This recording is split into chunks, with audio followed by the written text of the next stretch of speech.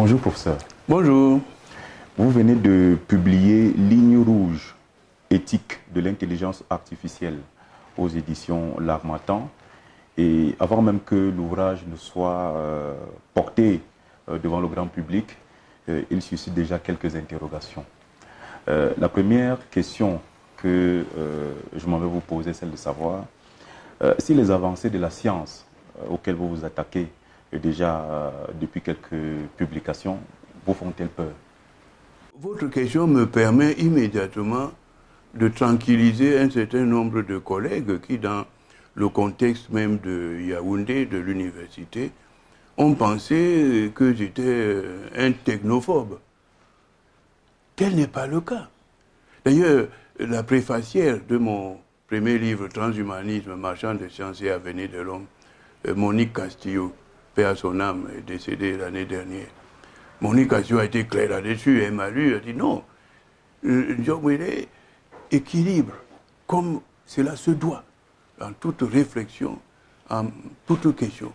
Les avancées de la science nous permettent de nous réjouir de voir que la condition de l'homme au travail s'améliore en termes de réduction de la pénibilité, la facilitation du travail de l'homme. Je dis du travail de l'homme d'une manière générale. Je pense maintenant, penser aux exosquelettes, les exosquelettes qui permettent, pas seulement aux quadriplégiques, n'est-ce pas, les infimes des 4 membres, mais les exosquelettes permettent à des débardeurs dans les travaux dus au port de transporter de grosses charges, n'est-ce pas. Il y a beaucoup de bonnes choses. Ce n'est pas que ça inquiète. Et justement, vous me permettez de dénoncer, enfin oui, dénoncer la formule utilisée par Laurent Alexandre qui parle des philosophes de la fermeture, qui ont peur de la nouveauté. Tel n'est pas le cas de Njomwele. Je n'ai pas peur des nouveautés. Bien au contraire, tous ceux qui m'ont lu depuis l'ouvrage qui est connu, de l'essai sur la signification humaine du développement, autrement dénommé de la médiocrité à l'excellence, savent qu'effectivement, ma vision des choses est plutôt dans la créativité permanente. La médiocrité se situe dans la passivité de la consommation, celui qui ne s'est installé à consommer, et sans créer. Je salue la création. Mais ça ne veut pas dire que l'on doit être aveugle à applaudir toutes les créations, tous les instruments qu'on met à la disposition de l'homme, y compris ceux qu'il envoie dans un esclavage, qui suppriment quelque chose d'humain en lui. Le philosophe doit se manifester quand l'être humain est attaqué, menacé dans sa dignité. Je parle de dignité parce qu'il y a effectivement certaines fonctions de robotisation de l'homme. Il y a des petits de robotisation de l'homme qui devient une machine. Non. Quand je dis non, mais ça ne veut pas dire que je suis contre le progrès de la science. Voilà. Merci, professeur. Selon vous, doit-on imposer des limites à la science? Alors là aussi, je dis clairement dans tous ces livres, il n'est pas question de brider la science. Il n'est pas question de limiter. Là, effectivement, la recherche scientifique, n'importe quel État dans le monde aurait tort de dire on ne cherche pas dans tel domaine. Parce que brider la science, quand on ne sait pas encore ce qu'on va chercher, c'est ça qui serait mauvais. Par contre, penser à réguler, à dire on ne doit pas chercher dans telle direction, c'est quand on connaît déjà l'objectif. Et justement, dans les principes d'Aziloma, les 23 principes d'Aziloma, le principe d'Aziloma, je profite de l'occasion pour rappeler que c'est un séminaire à Aziloma en Californie qui a réuni des développeurs de l'intelligence artificielle qui ont eux-mêmes arrêté un certain nombre de principes. Dans l'un de ces principes, ils insistent sur la nécessité de faire connaître l'objectif. Alors effectivement, à partir du moment où on déclare un objectif comme celui qui prétend, il faut essayer de lire dans la pensée, dans le cerveau de quelqu'un, les pensées qui s'y bousculent. On le sait d'avance, on peut arrêter. Donc la recherche par objectif, connu, une fois les objectifs, les orientations, les destinations des produits de la recherche sont connus, alors effectivement, on peut légiférer, même au plan national. Si c'est un laboratoire national qui fait la recherche, la législation peut se faire Mais en cette matière, d'une manière générale, ce qui est dans le livre, Ligne rouge éthique de l'intelligence artificielle, souligne la nécessité d'aller immédiatement à la régulation universelle au niveau de tous les États. Parce qu'effectivement, on sait très bien que pour certaines choses qui se font déjà, quand on a légiféré contre les avortements, ici et là, les gens sortent pour aller dans des pays où l'avortement est autorisé. Je prends cet exemple-là qui n'est pas concerné dans notre livre. Mais pour montrer qu'effectivement, la régulation, la législation ne peut pas être envisagée pour ces matières-là. La science est la science. D'emblée, elle concerne tout homme. Il faudrait vraiment que ce soit au niveau universel, au niveau notamment de l'Organisation des Nations Unies, parce qu'il n'y a pas une autre instance qui puisse permettre effectivement de... Alors, pour résumer ma réponse à votre question, à savoir est-ce qu'on peut limiter la science dans ses recherches, je dis non, mais on peut par contre, connaissant l'objectif recherché dans un projet de recherche, dans un programme de recherche, connaissant l'objectif, l'utilisation qui est faite, quelqu'un veut inventer, fabriquer un robot tueur, un robot autonome qui peut donc tuer en utilisant justement les techniques de reconnaissance visuelle. Parce que vous êtes dans la foule, les techniques de reconnaissance visuelle qui sont mises au point aujourd'hui permettent de vous identifier dans la foule. Et un robot peut être envoyé pour vous tuer d'une manière autonome. Là, quand on sait ça, on doit dire non. S'il fallait envisager une dimension en termes de proscription, quel cadre peut-on envisager en termes de proscription à mettre à l'activité scientifique pour que l'humain existe malgré tout? Dans quel cadre inscrire la possibilité de prescription, de prévention? Alors, je crois que le cadre national, le cadre étatique de chacun est un premier niveau, parce qu'il doit fonctionner quand même, surtout dans les pays où la recherche est très avancée.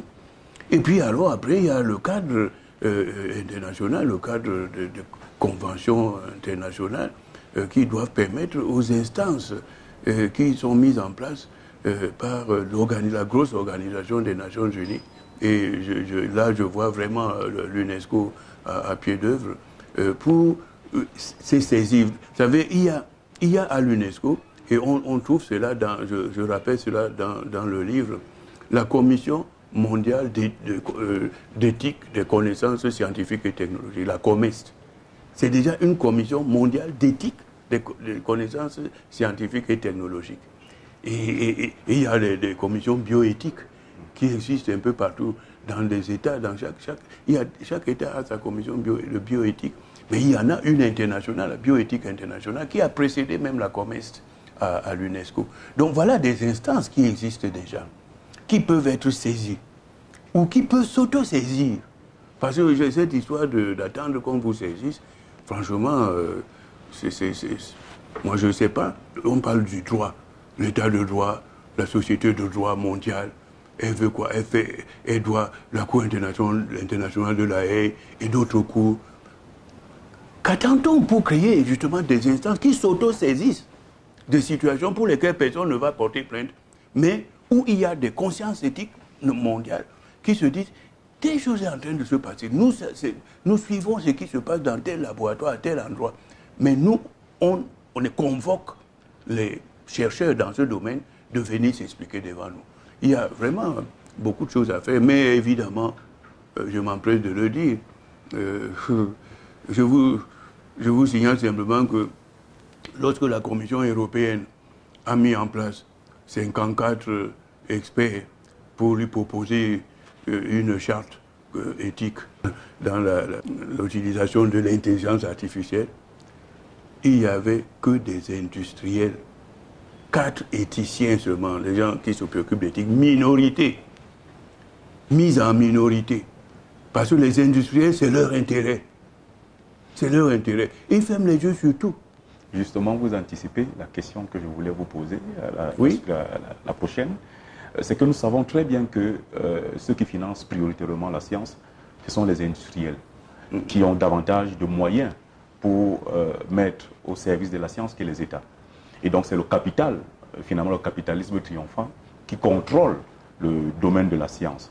Est-ce que dans une telle configuration, dans un contexte de mondialisation, un contrôle par les États est vraiment possible?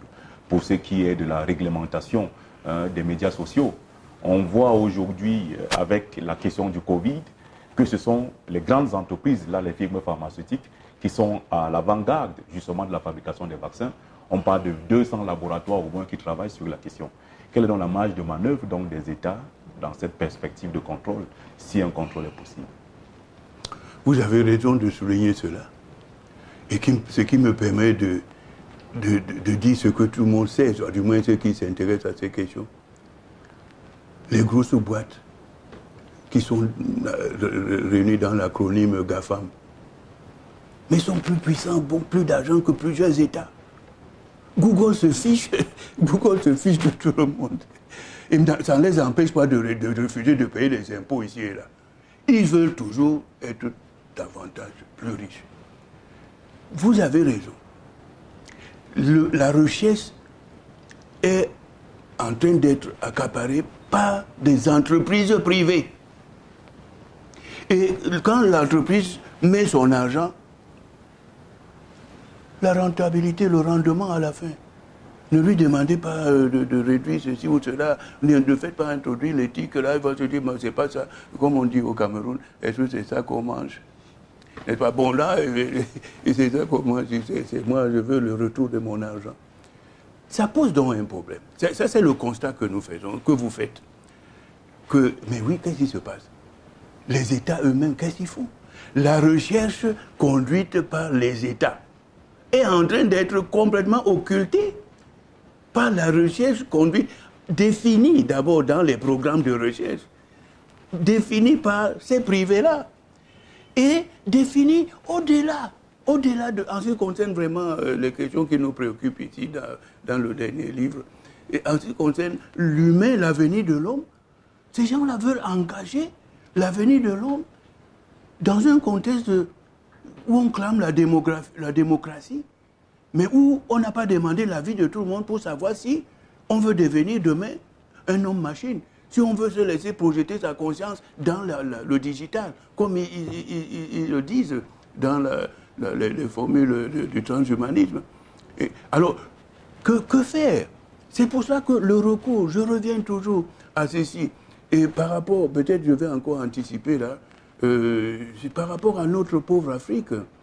C'est quand les géants de la recherche, les géants du capital se battent là-bas, l'État français, bon, moi je vois par exemple, même pour ces questions d'intelligence artificielle, j'ai vu que, eh oui, eux-mêmes ont le sentiment qu'ils sont en retard par rapport à ce qui se passe aux États-Unis. Et aux États-Unis, l'État est conscient de ce que Google et tous les autres sont plus forts.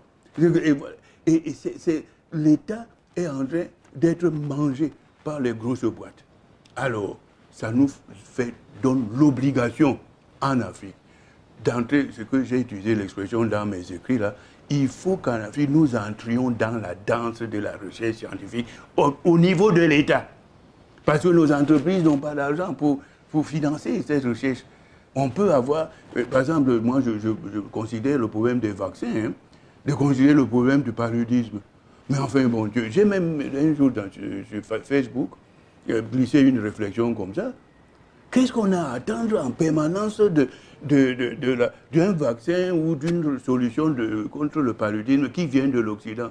Alors que les laboratoires, comme vous l'évoquez, mais ils ont intérêt à ce que la situation continue d'être ce qu'elle est pour continuer de vendre les antipaludéens. Alors bon, l'Afrique, et là vraiment mon Cameroun doit penser à sa recherche. Pour revenir à votre préoccupation, il faut que nous, on ne va pas rester à la remorque de ce qui se passe en Occident. Il faut que, étudiant la situation, voyant que c'est le privé qui, même en Europe, est en train de conquérir le domaine de la recherche scientifique, et qu'en Afrique, ce n'est pas encore le privé qui peut le faire, que l'État prenne l'affaire en main et organise des centres d'excellence. J'écris ça dans un autre livre, d'ailleurs, les centres d'excellence en matière de recherche. Je dis que nous avons des génies qui passent le bac à 13, 14, 15 ans. Vous entendez, à la fin, on parle d'eux comme des anecdotes. Ils disparaissent dans la nature. Où sont-ils? Il faut qu'on les retienne. Il faut créer des lycées pilotes En une même année, Microsoft a ouvert un laboratoire au Kenya. Facebook a ouvert au Nigeria. Et au Ghana, Google. En une même année, avril, août et octobre ou novembre pour Google, le dernier. Ils vont contrôler, ils vont recruter nos meilleurs cerveaux. Et ils vont les introduire dans quelle logique? Leur logique, leur écosystème, comme on dit aujourd'hui, de préparation de ceci ou cela. Et vous aurez des jeunes compatriotes camerounais, quand vous les retrouverez, vous reconnaîtrez par leur discours. Parce qu'ils auront été formatés par Google qui les paye de très gros salaires. Et qui, quand on leur dit, non, non, attendez, ça, il faut travailler sur telle voie, il ne faut pas chercher à faire de l'éthique ici ou là. Bon, enfin, nous avons à récupérer cela dans nos États. Bon, enfin, pour résumer ma réponse à cette préoccupation très, très légitime, vraiment, et qui est la mienne, il faut qu'au niveau des cabinets, des chefs d'État africains, il y ait maintenant insertion d'une réflexion scientifique vraiment sérieuse. Ne faut-il donc pas finalement une charte de l'Union africaine sur cette question pour essayer de contrôler autant que faire se peut ces développements et ces dérives? N'attendons pas que l'Union africaine sorte quelque chose qui demande aux gens. Non. Moi, je pense qu'il faut qu'un pays, 2 pays, 3 pays, c'est la dynamique doit venir des pays qui font et que les autres voient et se disent, hé, s'ils font, c'est que nous on ne peut pas faire. Il faut créer la compétition nous-mêmes dans notre UA. Sinon, elle est trop administrative. Et bon, se contente de dire des choses, de lire, de dire qu'on a décidé ceci. Il y a... Écoutez, cybersécurité. La semaine dernière, j'étais aux côtés de Mme Libom Liken sur la lutte contre la cybersécurité. Bon, je suis arrivé là parce que quelque chose m'intéresse. Et quand j'ai demandé, mais en 2014, à Malabo, l'Union africaine a fait signer une convention sur la cybersécurité. Combien l'ont ratifié? Combien l'ont signé même ratifié? Pas plus de 10. Il faut vraiment des éveils, que l'Afrique se réveille à cette réalité, voir ce qui se prépare et prépare sa contre-attaque. Pas contre quelqu'un, mais pour se protéger. Nous n'irons pas en guerre. Le rapport de force était que nous sommes battus d'avance. Mais faisons ce qui dépend de nous. C'est la sagesse des stoïciens. Il y a des choses qui dépendent de nous et des choses qui ne dépendent pas de nous. Le rapport de force était montré que, effectivement, les grands, l'argent, toute la technologie, ils ont tout, la technologie, les finances, les marchés financiers, c'est eux. La technologie pour exploiter le pétrole, où est notre technologie? Pour sortir l'autre pétrole du sol. Et alors, l'autre dernier élément, c'est la force militaire. La puissance militaire, la puissance financière, la puissance technologique ne nous appartient pas. Donc, laissons-les. Mais faisons ce qui dépend de nous. Rien n'empêche aux États de faire vraiment ce qui dépend de nous. Nous avons des ressources propres. Enfin bref. Quelle est donc la valeur de nos souverainetés dans un tel contexte où il y a une absence de règles qui finalement a pour conséquence que c'est celle du plus fort qui s'impose.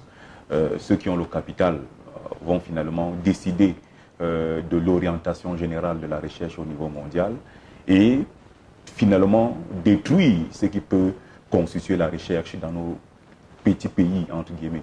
Est-ce que finalement, quelle est la valeur de la souveraineté dans ce contexte-là? Et si, de façon corrélée, il y avait une certaine démocratie de la recherche. Certains ont souvent évoqué l'idée des valeurs de la recherche. Je parlais de la démocratisation de la recherche. Est-ce qu'elle est possible dans le contexte de mondialisation actuelle?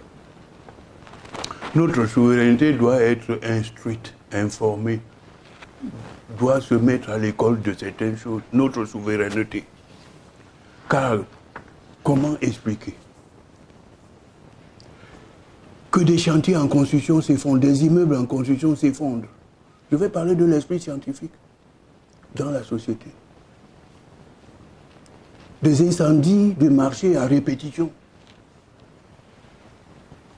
des accidents de la route par des gens qui lancent leur voiture alors que le tableau de bord leur a signalé qu'il faut revoir le système de freinage. Et on n'a pas besoin de tableau de bord pour voir que les pneus sont lisses. On les lance. J'invoque là la connaissance scientifique. Les ingénieurs qui construisent. Est-ce qu'on peut dire qu'ils n'ont pas un savoir scientifique? Les installateurs des systèmes électriques sur les marchés. Est-ce qu'on peut dire qu'ils n'ont pas? Alors, pourquoi j'évoque ça? Pour revenir à notre souveraineté. Avez-vous déjà entendu parler de procès à grande pompe des gens qui sont responsables de l'effondrement des chantiers, des étages? Non. Ni des marchés. Moi, je n'ai jamais entendu. Oh, quand je dis la souveraineté doit être instruite et prendre ses responsabilités, pour changer quelque chose dans l'environnement sociétal en ce qui concerne l'esprit scientifique, il faut faire du bruit. Concernant l'état de droit, il faut faire du bruit autour des procès, des responsables, qui sont des ingénieurs, qui n'ont pas respecté les règles pour des raisons qui leur appartiennent. Et c'est de proche en proche, les populations en arriveront à avoir le sens de leur responsabilité. La science, elle est là, détenue par ceux qui sont allés à l'école, mais qui se comportent encore dans la logique de la mentalité, mais un peu magique. La preuve, c'est que, qu'est-ce qu'on dit quand ça se produit, l'accident se produit, on dit malchance. Ah, quand on invoque malchance ou chance, ça veut dire quoi? On est scientifique, on est pourtant scientifique. Hein? Enfin bon, je dis ça en riant, mais nous avons du travail à faire. Et vous avez invoqué la souveraineté, c'est pourquoi je dis que c'est l'État. J'ai parlé de s'auto-saisir tout à l'heure pour un sujet où j'estime que, compte tenu de la proximité qui est encore la nôtre, dans la proximité sociale qui nous lie dans nos sociétés, les gens se connaissent, on n'ose pas porter plainte, ainsi de suite. Mais l'État est là. Le ministère public doit pouvoir se saisir des situations et de faire du bruit sur ça pour dire, vous voyez ce qui s'est passé ici. Il y a des gens qui sont responsables, on les punit et les gens savent que, eh bien oui, la science n'a pas été appliquée. Elle est pourtant connue. Le mauvais dosage du ciment, l'achat de fer à béton non bien dimensionné, dont le diamètre n'est pas le bon. On ne sait pas ça. Et on laisse faire parce qu'on veut faire des économies. Et on ne fait pas de bruit sur ça. Comment peut-on espérer changer? Cet État, cette souveraineté qui viendra donc prendre ses responsabilités, doit entrer dans la préparation pédagogique des mentalités, pour renverser vraiment les mentalités. Parce que malgré tout, on reste prisonnier des mentalités magiques, entre guillemets, mais enfin, à ne pas prendre pratiquement à la lettre la superstition, etc. Mais enfin, c'est ça qui fait que même l'homme de science succombe. Et c'est contre cela qu'il faut qu'effectivement, la société souveraine, l'État souverain, ces souverainetés que vous invoquez, vous voyez, quand je dis elles doivent être instruites, c'est qu'effectivement, j'ai parlé tout à l'heure des cabinets des chefs. Il faut introduire vraiment la préoccupation scientifique. Moi, je ne sais pas. Bon, il y a des grandes réformes, je ne sais pas, mais il y a un autre livre que j'ai écrit, qui est sorti aussi en 2017, en cours de réédition, où j'ai dit des choses concernant dans notre pays, ces discours sur le Cameroun. Je redis certaines choses qui sont dans ces livres-là, concernant sur tous ces domaines-là. Bon, enfin, concernant le tourisme. Pourquoi je vais évoquer le tourisme? Parce que là aussi, la connaissance de la science, le tourisme chez nous, on voit que la distribution des étoiles aux hôtels. Regardez, on se vante qu'on a les chutes de la Lobé. Mais les chutes de la Lobé, c'est du naturel. Le pétrole aussi, c'est naturel, c'est sous-sol. Le produit touristique aussi doit être produit. Même quand il est là. On vous demande d'aller voir des grottes. Mais on va demander aux visiteurs de prendre la machette pour eux-mêmes débroussailler le chemin qui conduit à la grotte. Où on voit les chauves-souris s'envoler. Merci infiniment, professeur, pour cet échange très intéressant. Et nous ne pouvons que souhaiter bon vent à ce nouveau bébé, ligne rouge éthique de l'intelligence artificielle. Merci infiniment, professeur. Merci beaucoup, Larmatan, pour cette initiative. Merci.